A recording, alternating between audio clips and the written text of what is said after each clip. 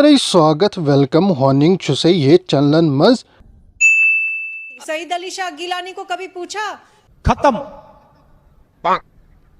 Bye bye, tata, goodbye, गया। कभी आपने इन सारे हुर्रियत कॉन्फ्रेंस के जो बड़े बड़े लीडर्स बने थे उनको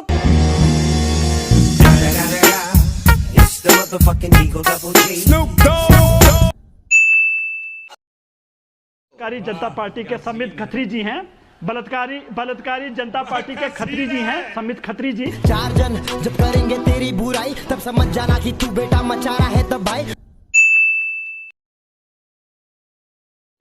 जी मैं कह रहा हूँ पंजाब भी और कश्मीर भी अल्लाह के बाद अगर कोई बदल सकता है तो पाकिस्तान बदल सकता है। असली है जो भी नजर में वो असली है, नकली है ये तेरी हसल नहीं मोनोपोली है, रख ली है।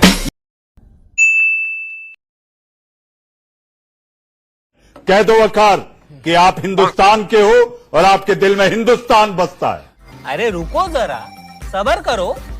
मेरे दिल में, मेरे हर अंग में जम्मू कश्मीर बसता है और बसता है। जम्मू कश्मीर असली रहेगा तो दोस्ती बढ़ा दूंगा, नकली बनेगा तो फटके दे डालूंगा। मेरा भाई मेरा भाई मेरा भाई मेरा।